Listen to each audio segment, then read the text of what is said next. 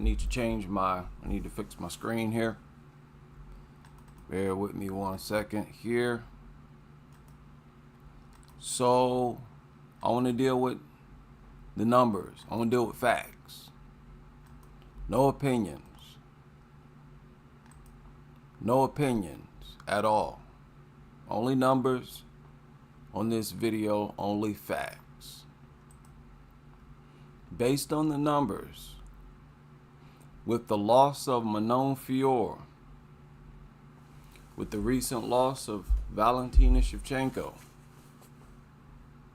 with the loss of Erin Blanchfield, with the loss of all these fighters who were undefeated not long ago. Currently, Natalia Silva, based on the numbers, is the most dominant female in the UFC. And that's why I don't think it's smart to make Weili versus Shevchenko right now.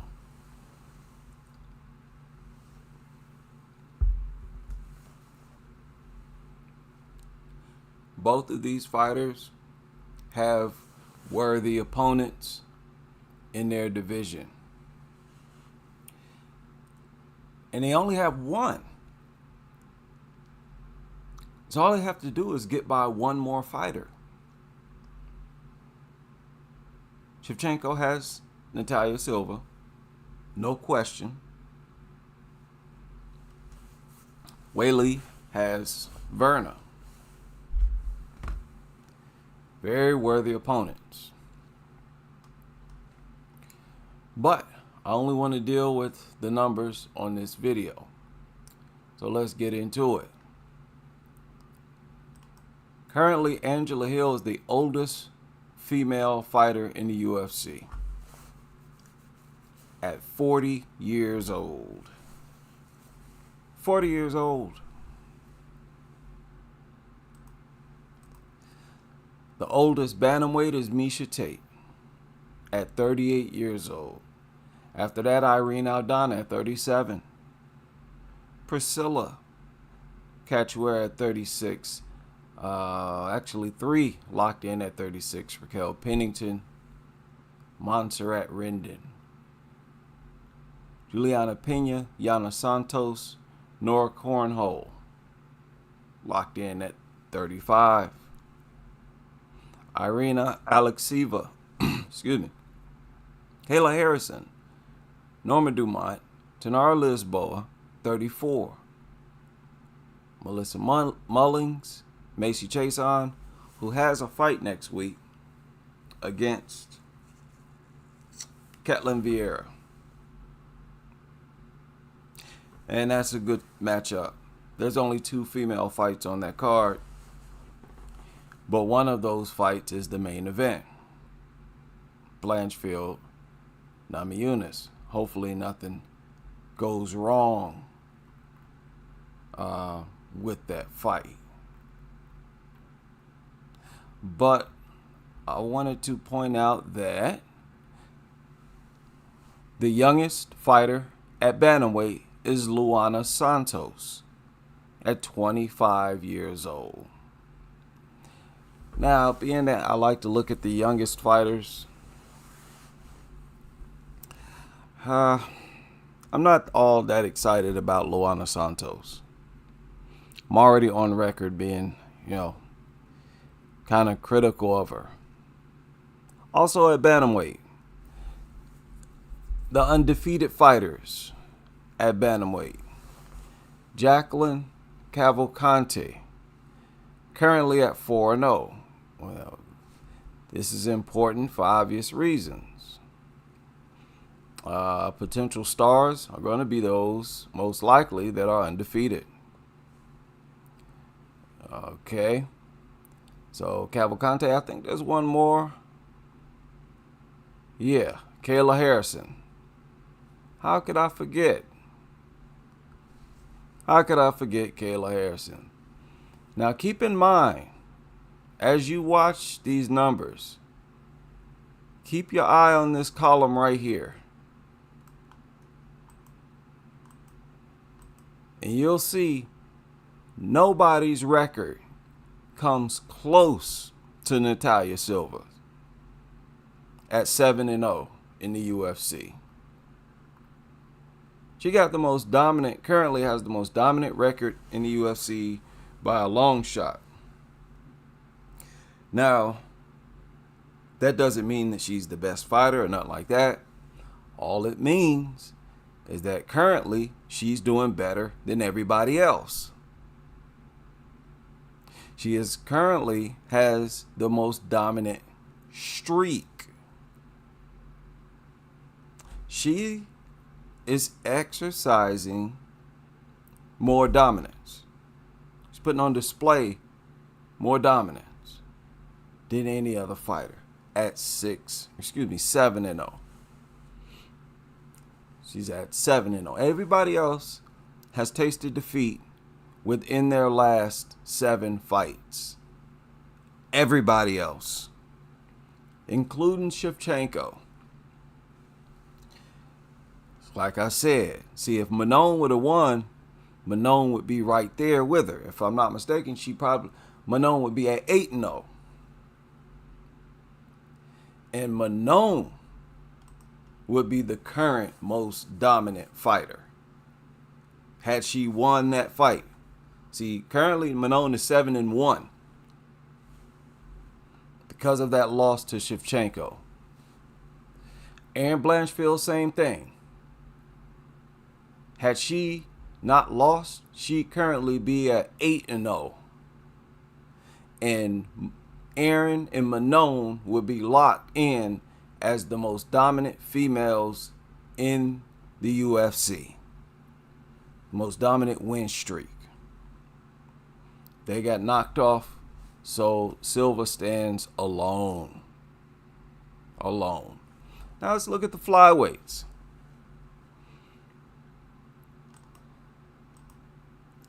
The oldest fighter is Viviane Araújo. After that, Valentina Shevchenko. And I think that's significant right there. That's significant. How much longer can she go? When is she going to call it quits? After her, it's Katlyn and Jasmine Jasudavicius. A lot of people, including myself, look at Jasmine as a young fighter for whatever reason. But she's actually one of the oldest at 36. You see that? Manon right there, 7-1. She messed up. She messed up. Yeah. And Jasmine is active, man. Jasmine is at 8-2 in the UFC. She debuted with Natalia Silva. They started on the same day. They fought each other. And Natalia's at 7-0. Only had 7 fights. But Jasmine had 10 fights. So, go Jasmine. She cutting up, huh? All right. Wayne Kong. No undefeated fighters. Oh, Natalia Silva, 7-0. Is she the only one? Yeah, I guess she's the. Thought there was another one. Nope. So in the flyweight division, Silva is also the only undefeated fighter left. She survived. She outlasted all the other chicks who started around the time she started, which was in 2022.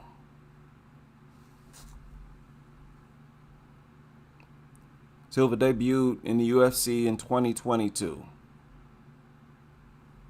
And she's the last one standing, as far as I'm aware. And the youngest fighter at flyweight is Teresa Bleda. Bleda not doing too well. There you see Erin Blanchfield, 7-1. Again, Had she not lost, she'd be 8-0 and would be the most dominant. She'd be tied with, tied or not with Manon as the most dominant fighter. That's something to brag about. To say you're doing better than everybody else. I won my last 7 fights. Even our sitting champion lost as recently as 2 fights ago. Had a loss and a draw. Doing better than everybody else. Even all the champions. Even Weili. When was Weili's, when was her loss? Weili lost as recently as, 5 fights ago. She won her last 5 fights, Weili. You know, being undefeated, having that win streak, it gives you a lot of momentum. It makes fighters feel good. Even outside the cage, it uplifts them.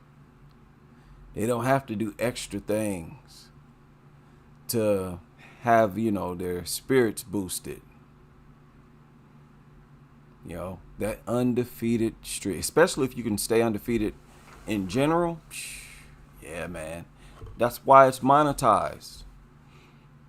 Promoters always try to monetize it. Always.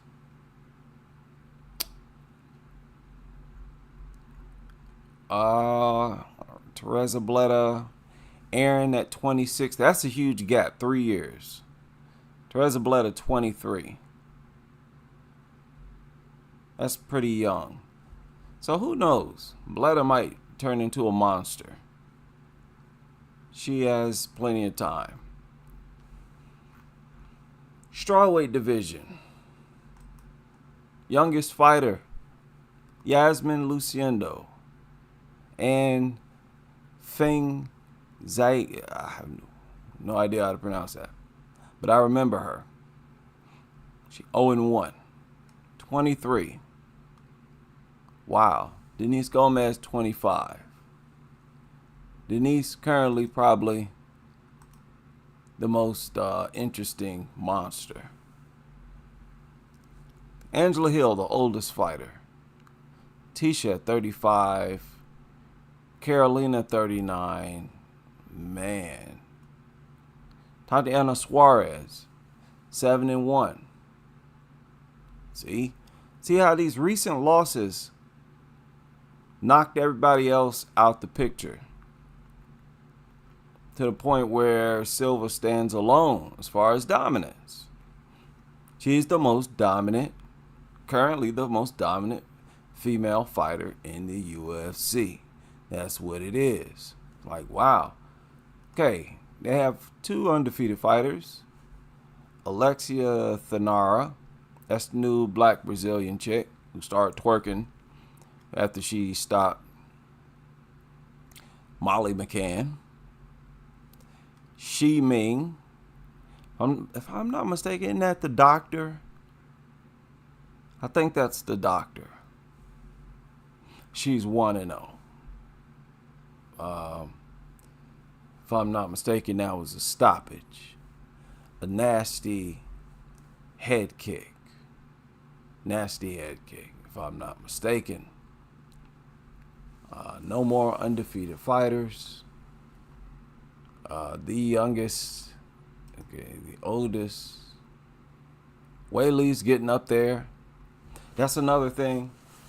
I suspect Weili might be having issues making the weight, because if that's not the case, then it don't make sense to try to move up the flyweight, in my opinion. Because I agree with Erin Blanchfield, who recently came out with this, I guess she did an interview. I don't know who was it, but Ariel, maybe, MMA fighting. Because I I know that now if people want to move up to another weight class, they're making them like vacate their belt at like the lower weight class and like stay in the higher weight class. But I'm not sure if that's something like I'm sure Wei Li wants to fight Valentina because who doesn't? Like they're both been around for a while and it'd be a cool champ versus champ fight. But I don't know if she wants to stay at 25 and have to fight the rest of the girls in that division. I think that would be really hard for her. But No. I mean, if she moved up, I plan on winning my fight in like a little less than 3 weeks now, and then maybe I have to fight again if I fight like Silva or something like that, and then I can get a title shot. I mean, I feel like no matter how it works out, it's going to be soon. I think Wei Li would be very similar. Or I think she could win some fights at flyweight because she is very good. But I don't see her being a champ. I don't really see her even being top 5 at 125. I think she's just. I mean, Rose was able to beat her twice and knock her out once, and Rose is like a little bit bigger than Wei Li, at least like height wise. So Wei Li has even less of a like advantage at 125, being even shorter. Yeah, I mean, she could fight there, but I don't see her being like top 5 or champ. That's a horrible idea. It's a horrible idea. On top of that, Wei Li got short arms. That'd be even a bigger disadvantage at 125. It's already a disadvantage. And it's a big disadvantage because Wei Li uses a jab. She has a jab and throws good straight punches. So it's unfortunate that she has a reach disadvantage against almost everybody she fights. So you move up to 125, you be even more disadvantaged. Bad idea. Bad idea. And remember, that jump 115, 125 is significant. It's significant. Pudge Chub Rose is not going to be, she's not the same fighter now and won't ever be at 125. That girl ain't put on no muscle. She ain't put on no muscle. Girl ain't got no muscle. That's fat. Just look at her videos. Her training videos on her YouTube channel.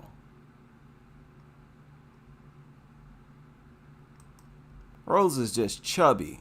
She's carrying excess body fat. That's it. And we ain't seen the same Rose at that division. Now, if you want to move up, one thing I think you need to do is lead in your division in several categories. Then it would make more sense to move up. Because you're better than most fighters or all the fighters in most areas. You see? Especially if you have disadvantages like a reach and height disadvantage. Like Wei Li. I mean, she's 5'4". There's plenty fighters at 125 or 5'4". But to say that Wei Li won't be a top fighter, I think that's far-fetched. To say she won't be a top 5 fighter or never be a champion, I think is far-fetched. Because Alexa Grasso became champion. If Grasso can fill out and actually deal with these fighters well enough to win the strap, why wouldn't Wei Li? Well, I have a feeling at 125, Wei Li won't be as chubby as Rose. Now here's one, well, that's title fight wins. It don't really matter. These ones at the top don't really matter. They're not a factor as far as carrying you over into a different division. You see, like total fights and all this corny type stuff. You scroll on down to the stats that matter. Here we go. It pretty much starts with control time. Weili don't lead that. She's number 4 at control time in her current division. Control time percentage, she doesn't lead that. She's number 7 in her current division. She leads in top position time, followed by Verna, Mackenzie Dern. That's something to brag about right there. That's something to brag about right there. Because these girls specialize in ground fight. Top position percentage, she don't lead that. That's Jillian Robertson. She's number 5 in that category. Bottom position time, I think that's actually a strike against you if I'm not mistaken. So we're going to skip past that. Knockdowns landed, that's a factor. That's a reflection of your power. We all know Lemos got power. She got 6 knockdowns.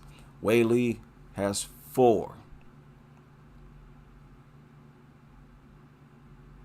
No, she has 3. And she's ranked at number 4. She's ranked at number 4, but she has 3 knockdowns. Okay, knockdown average percentage per 15 minutes. Yeah, still don't lead in that. It's still Lemos. And she's significantly behind Lemos at 0.26.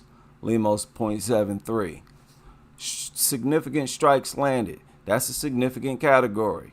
She is not leading in that category. See, I'm sensing problems.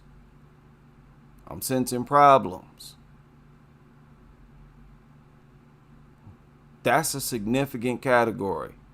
How many significant strikes do you land? See what I'm saying? If you don't have an advantage based on your anatomy, maybe you're taller than average, then you at least need to lead in the majority of these categories, in my opinion. Angela Hill leads in that category, and look how it's by a long shot. Maybe this is total over your career though. So that's not the same. And so, put an asterisk next to that. Of course, you're going to have more strikes landed if you've been fighting longer. And that's a bad way to, summarize that. Should be on a fight-by-fight basis. Significant strike accuracy. Probably doing the same thing there. Minimum 5 US. Okay. Strikes landed per minute. That's a better one. What? Yasmin leads? Huh. I didn't expect that. But Weili don't lead. That's the point. She's at number 6. Behind Yasmin significantly. Strike differential. Now, gotta tip my hat to Weili for that. Because she leads by a long shot. 2.38. The next closest, Amanda Ribas, 1.94. Strike differential. Okay. Significant strike defense. It's important, right? How well you defend against significant strikes, I guess. Seeing that Weili is not on that list, does that mean she gets hit often? Is that what that means? I hope not. Wait, significant strike defense. Saying Jillian defends against 66.1% of her opponent's significant strikes. I hope I'm misunderstanding this category. Because if not, that's a real bad one for Weili. I hope I'm confused about that one. But I'm thinking it's how well you defend against significant strikes coming at you. So how does Jillian lead? She's fairly easy to hit. Was she backing up a lot? I don't know. That's interesting. Strikes absorb per minute. That's not a good one. That's not a, you don't want to lead in that, right? Weili is at number 10. You only want to be on that list, though. You don't want to be on that list, right? That don't look good. Total strikes landed. That's another one of those corny where they do the total for your whole career. And that's the only reason why Angela Hill leads. But, yeah, ain't no but. Should be on a fight-by-fight basis. And look at it like that. Takedowns landed. That's another one where you're doing total, if I'm not mistaken. But that's kind of significant. And, total strikes significant because I think Angela Hill has about the same amount of fights as Weili. And Weili's not, well, yes, she is. 1,552, 2,394. I don't know, man. I don't know. All right. Takedowns landed. Weili is up there with 26. This is just one division. Keep that in mind. Now, Lupi was a wrestler before she became a fighter. Keep that in mind. So was Suarez. Weili is up there with the wrestlers. Takedown accuracy. That's a good one. Weili number 7. Come on, man.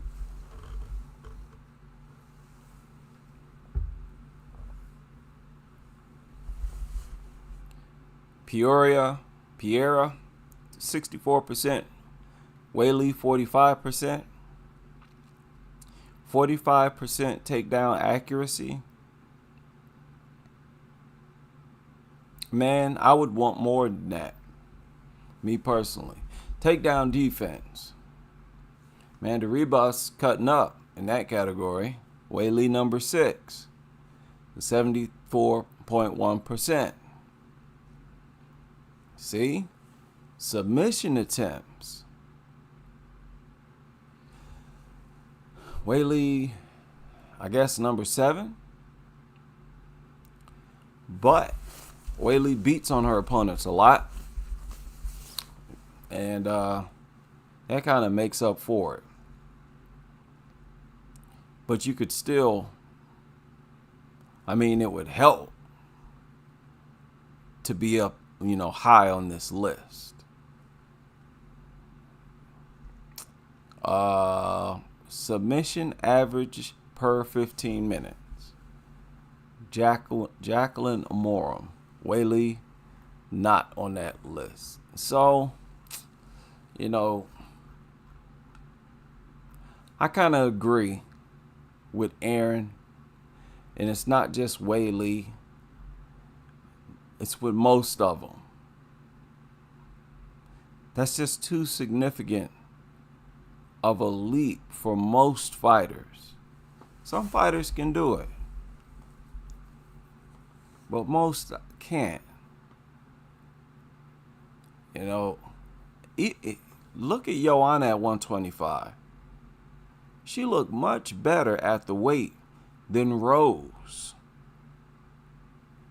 She looked more like she belonged at that weight. Some of these fighters at 125 still look lean. And I think Weili would be one of them. She would not be no chubby flyweight like Rose. Come on now. Rose a chubby flyweight. Chubby. Let me look at flyweight here. See, she's going to be facing some... could you imagine her in there against Catlin? The reach difference? Come on, man. Macy Barber had problems getting to Catlin. That is an insane reach difference. And if I'm not mistaken, Shevchenko leads in a lot of important categories: control time,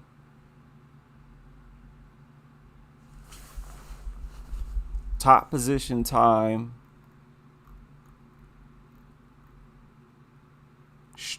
significant strike accuracy. She'll lead in more categories than Wei Li at her division.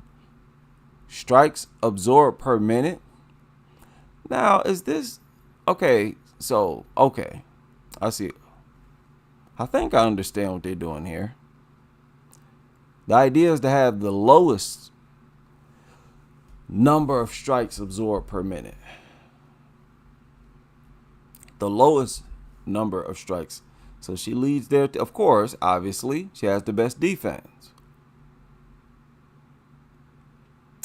She's number 2 on this category. Significant strike defense. That's a problem. I mean, look at this. Strikes landed, takedowns landed. Takedown accuracy. Gee, look at the takedown defense of Natalia Silva. That's ridiculous. The next closest, Natalia, 92.3%. Next closest, 87.5%, and that's Manon. Man, she's smoking Aaron, everybody. That's ridiculous.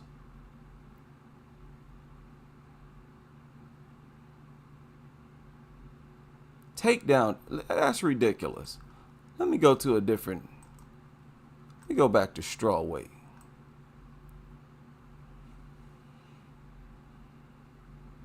Why is she at straw weight too? What is this? Oh, I gotta update it.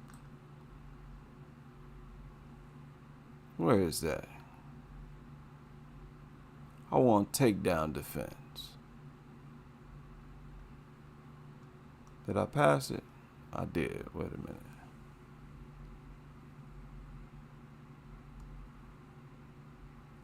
Top position, bottom position.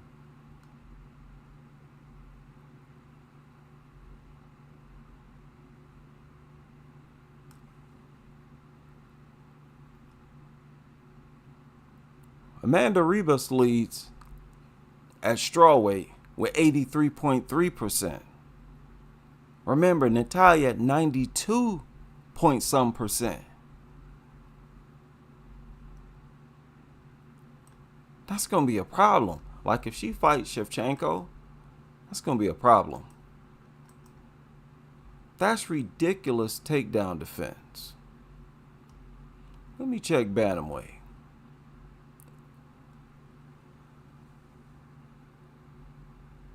.9, Ketlin Vieira. Natalia leads all of UFC. All. She has the best takedown defense of all females. Natalia Silva. Best takedown defense for the females in the UFC. Ridiculous. Natalia is an alien. She should be studied. They need to study that woman. Put her up under a microscope and all of that. Now let's continue with this. This is actually kind of ridiculous. Natalia already leads in a bunch of categories. Like I said, she's kind of smoking everybody. She's smoking everybody. Doing better than everybody. Karine Silva took a loss. She's another one of those fighters who was one of the undefeated fighters that couldn't hang. Got outlasted, man. That's ridiculous. Submission average, okay. Okay, per 15 minutes. Okay, that's a problem. Submission attempts. Okay. Yeah. What's Casey O'Neill? Strikes landed per minute. Yeah, but Casey has zero power. Zero power. Knockdowns landed. Wow. Yeah, yeah. Not many knockdowns. Overall, not many knockdowns. Let me see. I want to see those strike statistics. Striking differential. Silva, 2.58. She leads.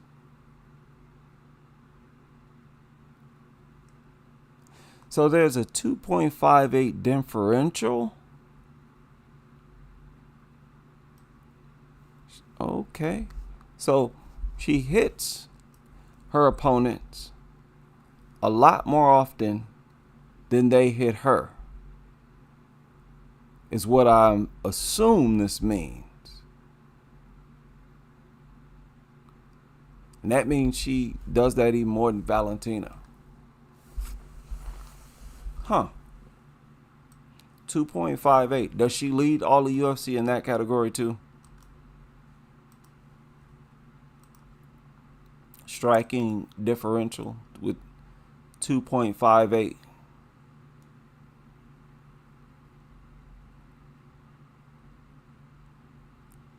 Let's see. Well, she is outdoing Weili. Weili is at 2.38. Silva's 2.58. Let's check bantamweight. Striking differential. I hope I got the right understanding.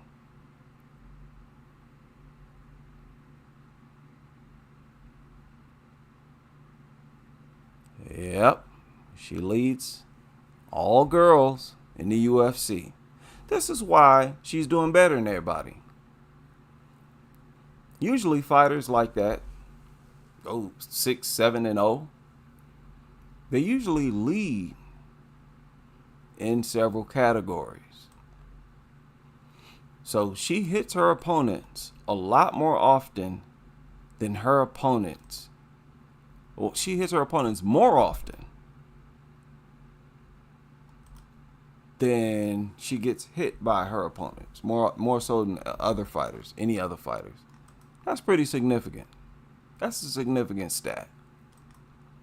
Tell you a lot about a fighter. Wow. Bantamweight is sad. What a sad division. The UFC, man, they should be ashamed of themselves. That division could look a lot better than it currently does. There's no excuse for that.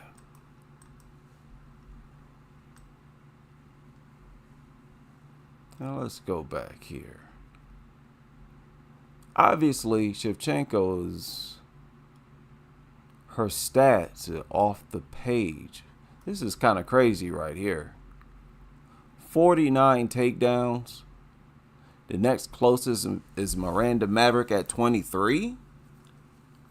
Jeez.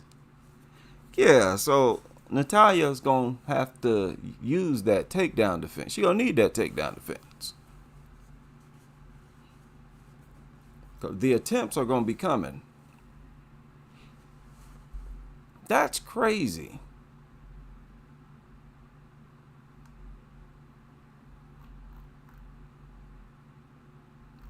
Huh.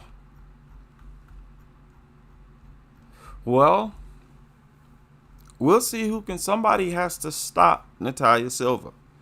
No super fight right now, please. There's no reason for that. It'll mess up everything.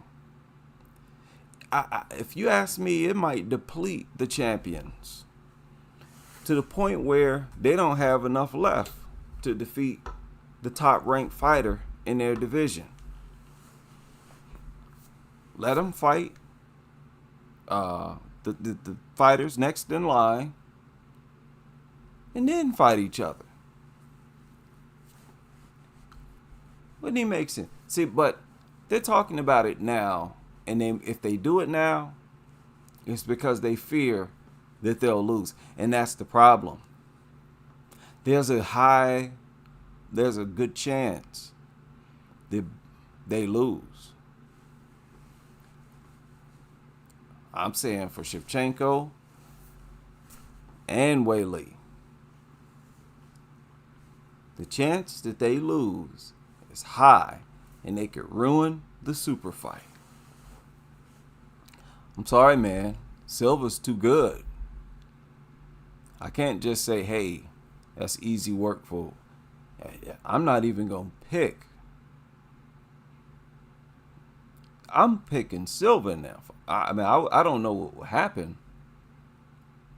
I mean, that's a 50-50 fight. I'll be clear. But that ain't no guaranteed win for Shevchenko. That's a weird style for Shevchenko. For anybody. Nobody's figured it out yet. So, yeah. Natalia Silva, she needs to be deserves a reward. She needs to be awarded and acknowledged for her current streak of dominance. You know, it's a big deal, like I said, when you're doing better than everybody else. A lot of these fighters deal with depression and anxiety. They need to see therapists, whether it be sports therapists or whatever. And a lot of them go through all this because they're trying to deal with their losses. They're trying to mentally cope with the fact that they keep getting smacked around every time they get into the cage.